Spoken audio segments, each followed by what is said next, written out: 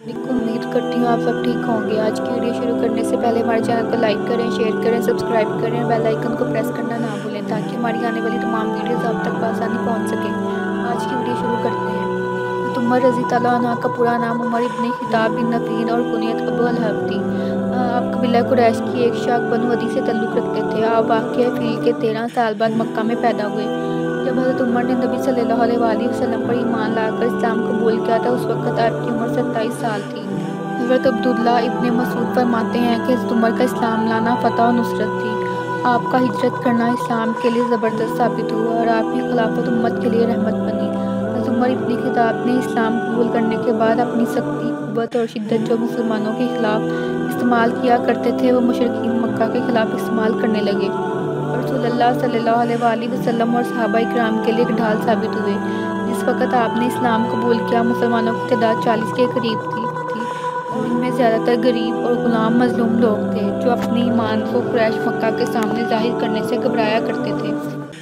لیکن حضرت عمر رضی اللہ عنہ جیسے قداور شخصیت کی وجہ سے ان مسلمانوں نے کھلے عام توحید کی دعوت شروع کر دی۔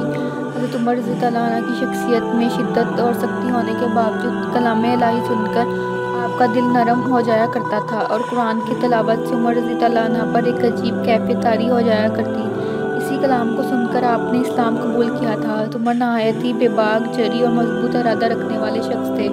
آپ ہمیشہ اپنی رائے پر قائم رہا کرتے تھے اور بعد میں وہ درست بھی ثابت ہوتی۔ بعد میں نبی صلی اللہ علیہ وآلہ وسلم نے آپ کے متعلق فرمایا تھا کہ عمر کی زبان پر اللہ نے حق کو جاری کر دیا ہے اور یہ آپ کی حق بیانی ہی تھی کہ شراب کی حرمت، عورتوں کے لیے حجاب، غزوہ بدر کے قیدیوں کے متعلق آپ کی رائے اور مقام ابراہیم کو مسلح بنانے سمیت آپ کی کئی رائے کے موافقت میں اللہ نے 27 آیتیں نازل فرما دیں۔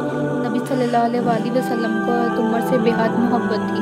مکہ کے 7 سالہ نبوی دور میں عمر رضی اللہ عنہ قدم قدم پر رسول اللہ صلی اللہ علیہ وآلہ وسلم کے ساتھ ہوتے تھے اور ہمیشہ بے کس مسلمانوں کی مدد کے لیے تیار رہتے۔ رسول اللہ صلی اللہ علیہ وآلہ وسلم بھی آپ سے ہر معاملات میں رائے لیا کرتے تھے، یہاں تک کہ نبی صلی اللہ علیہ وآلہ وسلم نے وصیت کے طور پر امت کو یہ فرمایا تھا کہ میرے بعد ابوبکر و عمر کی ابتدا کرنا۔ حضرت عمر کی ایک صاحبزادی حضرت حفصہ رضی اللہ عنہا کا نبی صلی اللہ علیہ وآلہ وسلم سے نکاح بھی ہوا، لہٰذا حضرت عمر رضی اللہ عنہ کو آپ صلی اللہ علیہ وآلہ وسلم کے سسر ہونے کا شرف بھی حاصل ہوا۔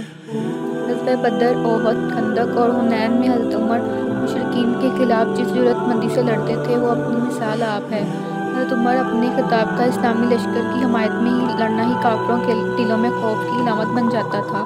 سن 11 ہجری میں جب نبی صلی اللہ علیہ وآلہ وسلم کی وفات ہوئی تب حضرت عمر کو عظیم صدمہ پہنچا اور آپ تلوار لے کر مدینہ کی گلیوں میں نکل پڑے اور اعلان کر دیا کہ اگر کسی نے یہ کہا کہ نبی صلی اللہ علیہ وآلہ وسلم وفات پا گئے ہیں تو میں اس کی گردن اڑا دوں گا، یہاں تک کہ حضرت ابوبکر صدیق رضی اللہ عنہ نے خطبہ دے کر حضرت عمر کے غم کو تسکین پہنچائی۔ سن 13 ہجری میں حضرت ابوبکر کے انتقال کے بعد آپ خلیفۃ المسلمین مقرر ہوئے۔ حضرت عمر بہادر اور ایک نڈر سپاہی ہونے کے علاوہ ایک دانش مند اور عقل پرست رکھنے والے انسان تھے۔ جب قریش میں دور جہالت تھی، کم لوگ ہی پڑھنا لکھنا جانتے تھے، آپ نے اسی وقت پڑھنا لکھنا سیکھ لیا تھا۔ آپ کے خطوط، خطبات، فرمان بہت ہی شاندار تھے اور آپ عربی فصاحت میں کمال رکھتے تھے۔ مسنِ خلافت پر بیٹھتے ہی آپ نے فتوحات کا ایک نیا سلسلہ شروع کر دیا۔ تمام عرب قبائل جو مسلمان ہو چکے تھے انہیں ایک اسلامی جھنڈے کے نیچے جمع کیا اور ایک ایسا عظیم لشکر تیار کیا کہ کیسر و کسریٰ کے تخت کو الٹا کر رکھ دیا۔ آپ کے دور خلافت میں شام، مصر، عراق، مکران بے شمار علاقے فتح کیے گئے۔ دنیا کے بڑے سے بڑے سپر پاور نے اسلام کے آگے گھٹنے ٹیک دیے۔ تقریباً 400 شہر فتح کیے گئے اور 4000 سے زائد مسجدیں تعمیر کی گئیں۔